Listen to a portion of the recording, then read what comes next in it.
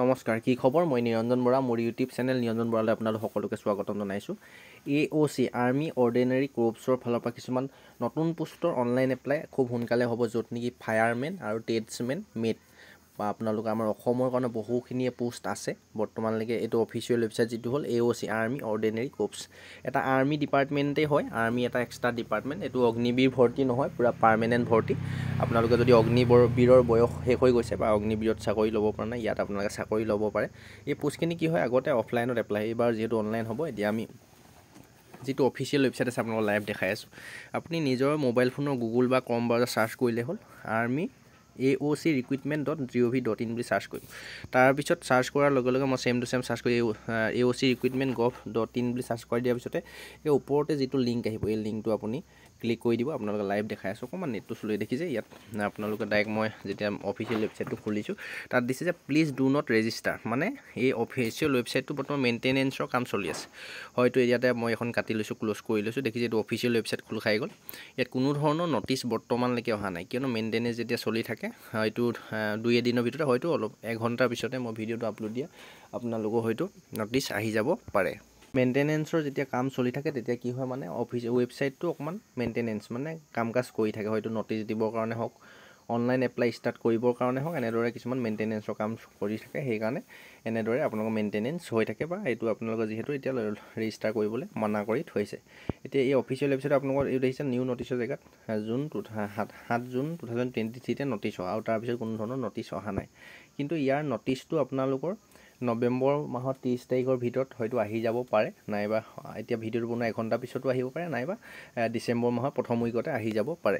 এতিয়া মই যিখন নটিচ পাইছোঁ আপোনাক অফিচিয়েল ৱেবছাইটটো দেখালোঁ, এইটো অফিচিয়েল ৱেবছাইট হয়, কোনো ধৰণৰ ফেক নহয়। আপোনালোকৰ এটা ভাইৰেল নটিচ, মানে নটিচ এখন ভাইৰেল হৈ আছে অলৰেডি।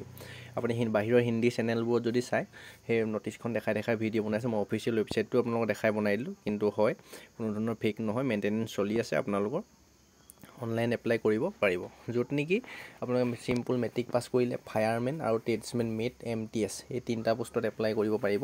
আমাৰ অসমৰ ল'ৰা ছোৱালীৰ কাৰণে এক্সট্ৰাকৈ পোষ্ট আছে।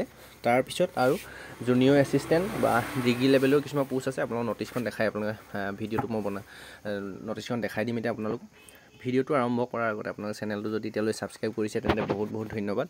আৰু যদি ছাবস্ক্ৰাইব কৰা নাই, তেন্তে ছাবস্ক্ৰাইব কৰি কাষতে থকা বেল আইকনটো প্ৰেছ কৰি অল কৰি থৈ দিব। তেতিয়াই মই এনেধৰণৰ যিকোনো চাকৰি এপ্লাই আহিলে গুৰুত্বপূৰ্ণ ভিডিঅ'সমূহ আপলোড দি থাকিলে তাৰ নটিফিকেশ্যন পাব, আৰু কণ্টিনিউ ভিডিঅ'খিনি চাই আপুনি আগন্তুক দিনত যিটো চাকৰি এটা লোৱাৰ সপোন আছে, ডিফেন্সৰ চাকৰিয়ে হওক বা যিকোনো চাকৰি হওক, আপোনালোকৰ সপোনবিলাক দিঠক কৰিব পাৰিব।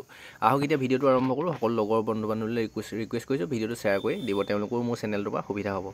এতিয়া মই যিটো নটিচ পাইছোঁ আপোনালোকক লাইভ দেখাই আছোঁ, আপোনালোকে চাই থওক। এইখন নটিচখন মোৰ হাততো আহি পৰিছে, ক'ত পাইছোঁ, কেনে পাইছোঁ, সিমান এটা সুধি নাথাকিব। আপোনালোক যিহেতু ইউটিউবতে যিহেতু মই ভিডিঅ' বনাই থাকোঁ, সেইবাবে আপোনালোকৰ নটিচটো য'তে যেনেকৈ হ'লেও কালেক্ট কৰি মই আপোনালোকৰ ভিডিঅ' বনোৱাটো কৰ্তব্য। আপোনালোকক লাইভ দেখাই আছোঁ, ভিডিঅ'টো আপোনালোকে কণ্টিনিউ শেষ নকৰালৈকে চাই থাকক।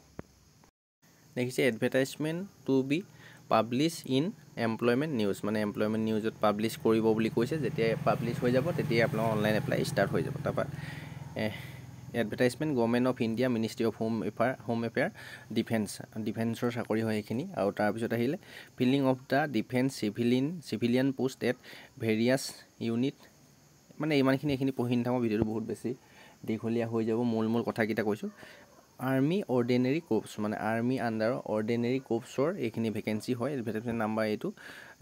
যিহেতু 2023 যিখিনি ভেকেঞ্চি আহিছিলে, সেইখিনি অফলাইনত এপ্লাই হৈছিলে। আমাৰ অসমৰ ল'ৰা ছোৱালীয়ে বহুতে গমেই নাপালে। সেইখিনি আপোনালোক অলৰেডি ফাইনেল ৰিজাল্টো ওলাই গ'ল। ইয়াত চাকৰি ল'বলৈ বহুত ধুনীয়া সুবিধা আছে।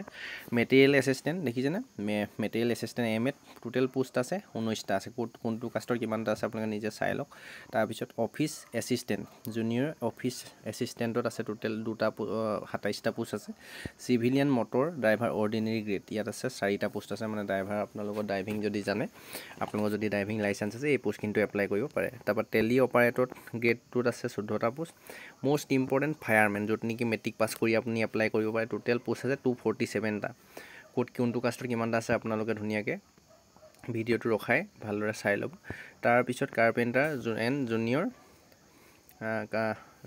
জয়নাৰ তাত 7টা পোষ্ট আছে, পেইণ্টাৰ ডেক্টৰ তাত 5টা পোষ্ট আছে, MTSত আছে 11টা পোষ্ট, আৰু ট্ৰেডছমেন মেটত দেখিছে 389টা টোটেল পোষ্ট আছে। বহুতখিনি পোষ্ট আছে আৰু পে স্কেলটো অকণমান এইফালে দেখাই লৈছোঁ।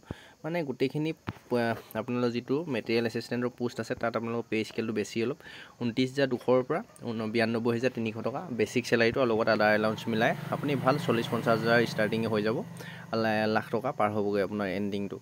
তাৰ বাকীখিনি 19,900ৰ পৰা 63,200 টকালৈকে বেছিকটো পাব। আপুনি 19,035 ধৰি থওক, আপুনি জইনিং কৰাৰ পিছতে পাবলৈ সক্ষম হ'ব। ফায়াৰমেনতো সিমানটো চেলাৰীয়ে পাব। খালি MTS আৰু ট্ৰেডমেন মেট এইটো গ্ৰুপ C লেভেলৰ পোষ্ট, ইয়াত 18,000ৰ পৰা 56,900, মানে 18,000টো আপুনি 25,000 ধৰি থওক ষ্টাৰ্টিং আদাৰ এলাউঞ্চ মিলাই। তাৰপিছত ট্ৰেডছমেন মেটটো 18,000টো বেছিক চেলাৰীটো ধৰি থওক আপুনি 25,000 ষ্টাৰ্টিঙত পাব। 56,900 to 70,000 ধৰি থওক ইমানটো আপোনালোকে দৰমহা পাবলৈ সক্ষম হ'ব। এতিয়া যিহেতু পোষ্টখিনি কম দেখিছে, কিন্তু এক্সট্ৰা প্ৰতিটো জোন ৱাইজত ভাগ কৰা থাকে। আমাৰ অসমৰ কাৰণে কিমানটা পোষ্ট আছে আপোনালোকে চাই লওক। ওপৰলৈ দেখিছে region wise breakup of vacancies in the above mentioned post are as under, মানে ইষ্টাৰ্ণ আমাৰ যিটো আছামটো ইষ্টাৰ্ণ ৰিজনত পৰে। ইষ্টাৰ্ণ ৰিজনত আছে আছাম, অৰুণাচল প্ৰদেশ, নাগালেণ্ড আৰু মণিপুৰ। এতিয়া হয়তো ভাবিব পাৰে যে 4খন ষ্টেট আছে। 4খন ষ্টেটৰ ভিতৰত মাত্ৰ পোষ্টকেইটা যদি চাই, মেটেৰিয়েল এছিষ্টেণ্টৰ 19টা আছে, জুনিয়ৰ অফিচাৰ এছিষ্টেণ্টৰ আছে 19টা, CMD অৰ্ডিনেৰী গেটত 2টা আছে, টেলি অপাৰেটৰত আছে 2টা, ফায়াৰমেন দেখিছে ফায়াৰমেনত 71টা, কাৰ্পেণ্টাৰ এণ্ড জয়নাৰত আছে 7টা, পেইণ্টাৰত আছে ডেক্টৰ্ছ 5টা, MTSত 9টা আৰু ট্ৰেডছমেন মেটত 30টা। দেখিছে বহুতখিনি পোষ্ট। বহুতে হয়তো ভাবে অৰুণাচল প্ৰদেশ আছে, নাগালেণ্ড আছে, মণিপুৰ আছে।